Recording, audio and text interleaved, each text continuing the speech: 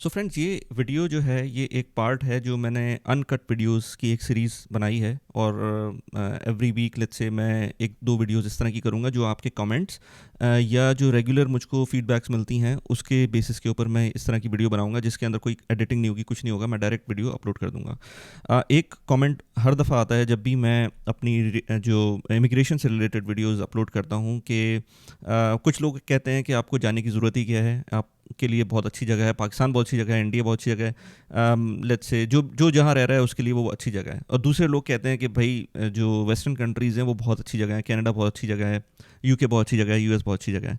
ये हर एक का पर्सपेक्टिव होता है कि किस तरह से आप अपनी लाइफ में प्रोग्रेस करना चाहते हैं या करंट सिचुएशन क्या है। ये हर बंदे के लिए अलग अलग अलग होता है।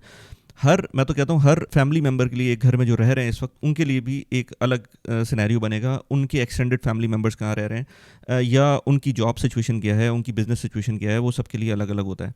लेकिन एक चीज़ जो मैंने अच्छा बेसिकली मैंने अपना जो ये यूट्यूब चैनल बनाया था वो आज से कोई 3 साढ़े 3 साल पहले मैंने इस बेसिस पे बनाया था कि मैं सिर्फ और सिर्फ पर्सनल फाइनेंस की बात करूँगा। लेकिन जैसे जैसे टाइम गुजरा उसके अंदर मुझको बहुत सारी रियलाइजेशन हुई। वो उसमें एक बहुत इंपॉर्टेंट रियलाइजेशन ये भी थी कि जहाँ पर आप रह रहे हैं वो जगह बहुत ज़्यादा इम्पैक्ट करती है आपको, कि आप की जो वेल्थ है वो किस तरह से ग्रो हो सकती है।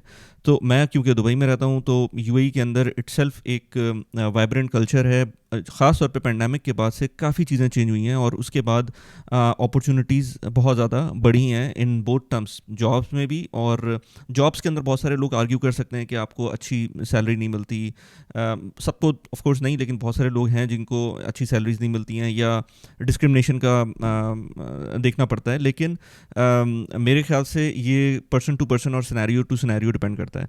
इसी तरह से अगर बिज़नेस अपॉर्चुनिटीज़ देखी जाए तो यहाँ पर बेइंतहा बिज़नेस अपॉर्चुनिटीज़ हैं, ख़ासतौर पे अगेन पेंडेमिक के बाद, क्योंकि यहाँ पर वीज़ा रिजीम्स चेंज हुई हैं और गवर्नमेंट की प्रो बिज़नेस पॉलिसीज़ और जो इंफ्रास्ट्रक्चर है उसकी वजह से आइडियल प्लेस है यूएई बिज़नेस के लिए, जो ऑनलाइन बिजनेसेस हैं या जो यहाँ पर मेनलैंड में कोई बिज़नेस करना चाहता है।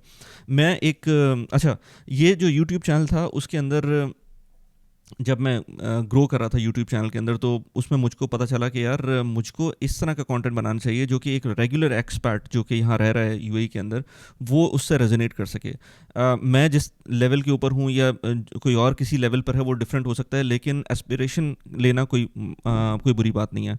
तो फ़र्ज़ करें कोई आता है यहाँ पर, उसको अपनी फाइनेंसेस सॉर्ट आउट करने हैं, यहाँ पर टैक्स फ्री इनकम है, उसके अंदर अच्छे पैसे मिल रहे हैं, लेट्स से जो इन्फ्लेशन अगर यहाँ पर है तो वो किस तरह से उसको डील करना है। आपको प्रॉपर्टीज़ की बात करेंगे तो रेंटल अगर आपको करना है तो किस बेसिस पे रेंटल करना है, प्रॉपर्टीज़ ख़रीदनी है तो किस बेसिस पे प्रॉपर्टीज़ ख़रीदनी है कि नहीं ख़रीदनी है, किस तरह का अपॉर्चुनिटीज़ अवेलेबल हैं। अगर आप यहाँ से मूव करना चाहते हैं दुबई से तो वो क्या क्या ऑप्शंस हैं। अगर दुबई में बाहर से आना चाहते हैं दुबई तो फिर आपको कॉस्ट ऑफ लिविंग क्या होगी, इस तरह की चीज़ें, इमिग्रेशन से रिलेटेड चीज़ें, रियल एस्टेट से रिलेटेड चीज़ें, पर्सनल फाइनेंस से रिलेटेड चीज़ें, यहाँ पर क्या इन्वेस्टमेंट अपॉर्चुनिटीज़ हैं, पैसिव इनकम की क्या यहाँ पर इन्वेस्टमेंट अपॉर्चुनिटीज़ हैं, एक्टिव इनकम की, मैं ये सारी बातें करता हूँ। अच्छा, इसमें एक बहुत important as I said before के जो रीलोकेशन के फैक्टर होता है या लोगों में जो माइंडसेट है कि पासपोर्ट जो है वो बहुत इंपॉर्टेंट है। अगर आप दुबई आते हैं तो आपकी एक जो वैल्यू है वो बढ़ जाती है अगर आपके पास डिफरेंट पासपोर्ट हो।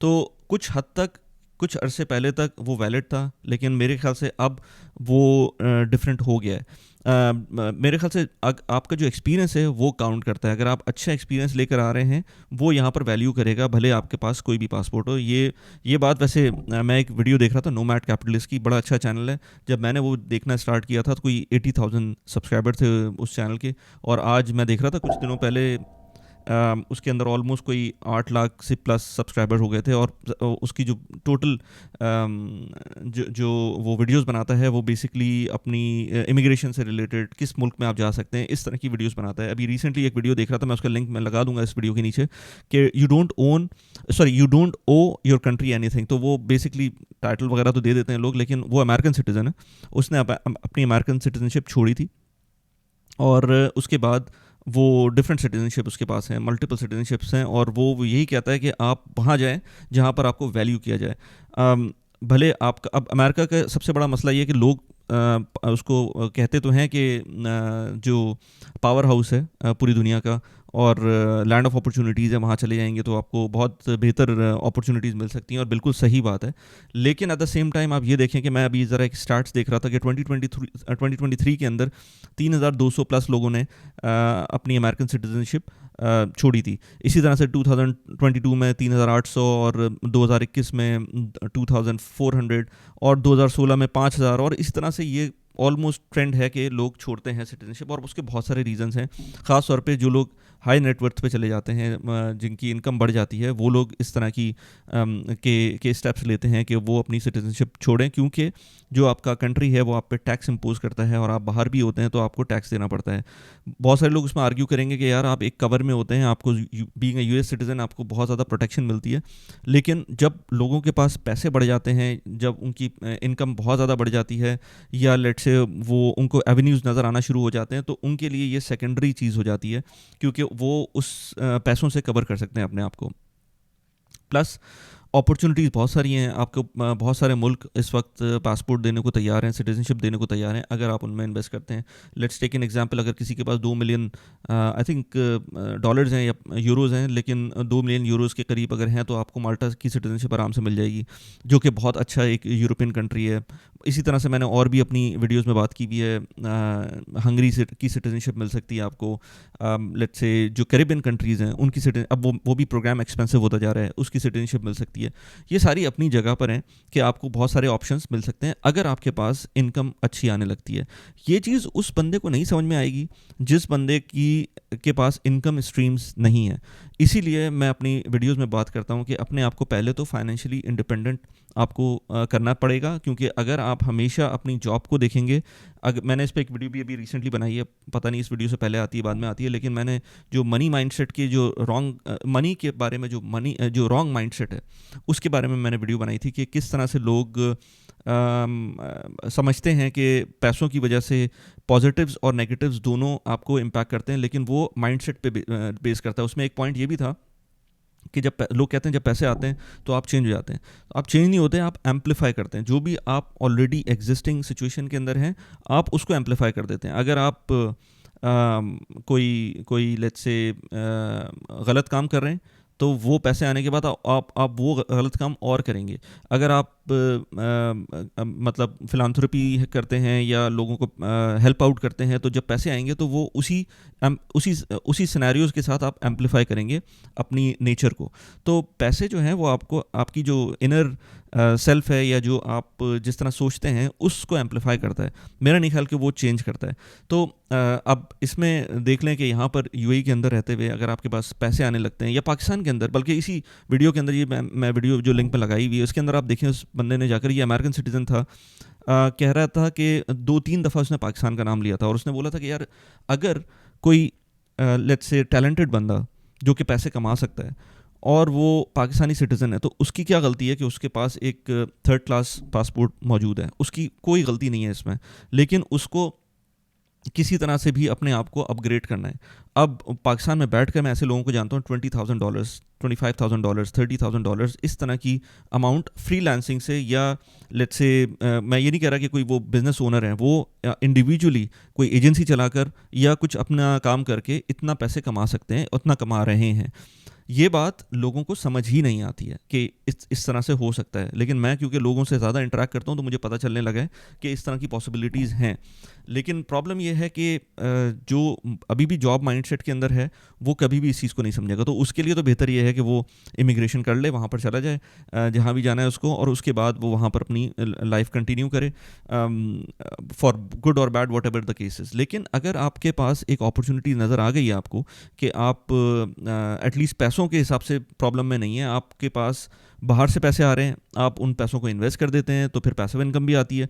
ये सारी चीज़ें जब चल रही होती हैं तो फिर आपका माइंड खुल जाता है। फिर आपको ज़रूरी नहीं है कि आप अपना टाइम ज़ाया करें और एक ऐसे मुल्क में जाएं जो आपको 40% 50% के करीब टैक्स देगा, टैक्स इम्पोज करेगा, और उसके बाद आप उसकी 5 साल बाद, 6 साल बाद, 7 साल बाद उसका पासपोर्ट लें, और फिर उसके हिसाब से अपनी लाइफ जब पासपोर्ट आ जाएगा तो फिर जिएँ। यहाँ पर ऐसे मुल्क हैं, कैरिबियंस की एग्जांपल है, या अगर आपके पास इस तरह का सिनेरियो है कि आप यूरोप में रह सकते हैं कुछ अरसे के लिए और फिर वहाँ से अपनी रेजिडेंसी ले सकते हैं, तो आपके पास ऑप्शंस बहुत ज़्यादा बढ़ जाते हैं। तो मेरे ख्याल से इसके अंदर ये कहना कि पासपोर्ट इज़ एवरीथिंग, तो वो सही नहीं होगा। आपको इसके अंदर अपना माइंडसेट को ब्रॉडन अप करना पड़ेगा। अच्छा, इसमें कुछ और पॉइंट्स है मेरे पास। जैसे लोग कहते हैं कि भाई आपके मुल्क ने आपको सब कुछ दिया है, तो मुल्क ने वाकई सब कुछ दिया है, क्योंकि मैं हमेशा कहता हूँ कि पाकिस्तान जैसे मुल्क का भी आपके पास एटलीस्ट पासपोर्ट है। यहाँ पर बहुत सारे ऐसे मुल्क हैं जहाँ के आपके पास पासपोर्ट्स होते हुए भी आप स्टेटलेस होते हैं, आपकी मोबिलिटी नहीं होती है। यहाँ मेरे कितने जानने वाले फ़लस्तीनी हैं बेचारे जो कहीं नहीं जा सकते, मतलब उनको वीज़ा ही नहीं मिलता है।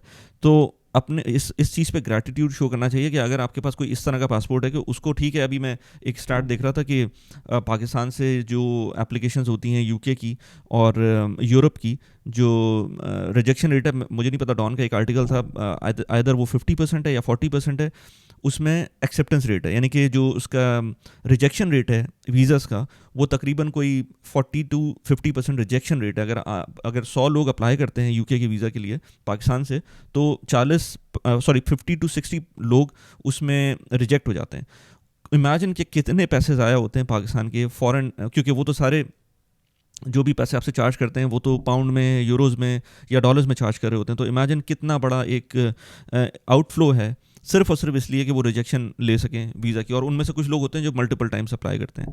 जो पाकिस्तान का पासपोर्ट है वो प्रॉब्लमेटिक है, लेकिन एटलीस्ट आपको फिर भी वीज़ा तो मिल जाते हैं। इसमें मेरा पॉइंट इस वीडियो को बनाने का ये था कि आपको ये समझ में आ सके कि अपना पर्सपेक्टिव ब्रॉडन कर सकें, क्योंकि जब मैं कमेंट्स देखता हूँ अपनी वीडियो के नीचे, मुझे लगता है कि लोगों के पास अभी पर्सपेक्टिव ही नहीं है कि आप इस बेसिस के ऊपर जो लोग इस वक्त काम कर रहे हैं, उस बेसिस के ऊपर पासपोर्ट एक सेकेंडरी चीज़ बन जाता है। पासपोर्ट एक सेकेंडरी चीज़ बन जाता है। आपके पास अगर इनफ्लो है, आपके पास कैश फ्लो है, आपके पास इतने फंड्स हैं, तो आप, अगर आपके पास $1.5 लाख, $2 लाख हैं, तो एटलीस्ट आप इमीडिएटली अपग्रेड कर सकते हैं कैरिबियंस के अंदर। आपके पास और पैसे आ जाते हैं तो आप किसी और जगह, किसी और मुल्क में जाके रह सकते हैं। अभी मैंने एक यूके की वीडियो भी बनाई थी, सेल्फ स्पॉन्सरशिप वीज़ा की। उसके अंदर भी ऑलमोस्ट कोई आई थिंक कोई 60,000 पाउंड का एक्सपेंस था। वहाँ जाके आप रह सकते हैं, वहाँ पर अपना बिजनेस स्टार्ट कर सकते हैं। इसी तरह से आप यूएई को देख लें। यूएई के अंदर जो उन्होंने पेंडेमिक के बाद जो गोल्डन वीज़ास की एडिशन की है और डिफरेंट वीज़ा रिजीम्स ऐड किए हैं, तो उसकी वजह से बहुत ज़्यादा आसानी हो गई। और इस बात पर मैं वीडियो को एंड करते हुए ये बोलूँगा कि जो मेरे वेस्टर्न फ्रेंड्स हैं, वो मुझे दुबई के बारे में बहुत ज़्यादा अप्रीहेंशन शो करते हैं, कमेंट सेक्शन में आते हैं, कहते हैं कि यार यहाँ पर डिस्क्रिमिनेशन बहुत है और we don't like this kind of place. लेकिन मैं ये कहता हूँ कि यार आपके टैक्स पेइंग, जो टैक्स पे कर रहे हैं, उसकी वजह से जो प्रॉब्लम्स दुनिया में हो रही हैं, आप वो भी तो देखें ना। जो ख़ास तौर पे यूएस और कनाडा में जो लोग ये कह रहे हैं, उनके टैक्स पे करने की वजह से जो दुनिया में वो लोग काम कर रहे हैं, या यूके की बात करें तो उन्होंने तो पूरी दुनिया को कॉलोनाइज़ किया हुआ था एक टाइम पर, और अब वो इस तरह की बातें करते हैं। तो ये इट डज़न्ट मेक सेंस। आप किसी जगह नहीं जाना चाहते, वो आपकी मर्ज़ी है, लेकिन किसी चीज़ को, किसी भी जगह को डिमोनाइज़ करना, और वो भी इन रीजंस की वजह से, जिन रीजंस की वजह से प्रॉबेबली आप इस वक्त भी, आपका मुल्क, आपकी स्टेट इस वक्त भी दुनिया में प्रॉब्लम्स क्रिएट कर रही है, तो वो मेरे ख्याल से बिल्कुल भी सही नहीं है। रियलिस्टिक होकर सोचना चाहिए। हर बंदे की सिचुएशन अलग होती है। दुबई में आने के बहुत सारे रीजंस होते हैं लोगों के। एक रीज़न ये भी होता है कि वो फैमिली से करीब रहना चाहते हैं। पाकिस्तान इंडिया से लोग नहीं चाहते कि हम इतनी दूर जाएँ, तो डिमोनाइज़ करना किसी को, मेरे ख्याल से वो सही नहीं है। आई होप कि मैंने कुछ मेक सेंस किया हो, और मैं ये चाहूँगा कि आप लोग अपना, अगर आप जॉब करते हैं तो अपनी साइड हसल्स पे फोकस करें। कोई ना कोई आपकी ऐसी इनकम होनी चाहिए जिसके थ्रू आप सस्टेन कर सकें। और एक लिबरेशन का फैक्टर आता है, आपका माइंडसेट चीज़ें होता है, लिबरेटिंग माइंडसेट आ जाता है इन केस आप अपनी कोई और इनकम आने लगती है, कि चाहे वो एक्टिव हो चाहे पैसिव हो। आई होप कि ये चीज़ मेक सेंस कर रही हो। यहाँ पर लास्ट में एंड स्क्रीन के ऊपर मैंने अभी रिसेंट जो कुछ वीडियोस बनाई हैं इमिग्रेशन से रिलेटेड, वो आपको नज़र आ रही होंगी, उसको आप जाके देख सकते हैं। कैसी लगी वीडियो ज़रूर मुझे बताइएगा कि ये फॉर्मेट कैसा लगा आपको। Thanks for watching the video. Bye bye.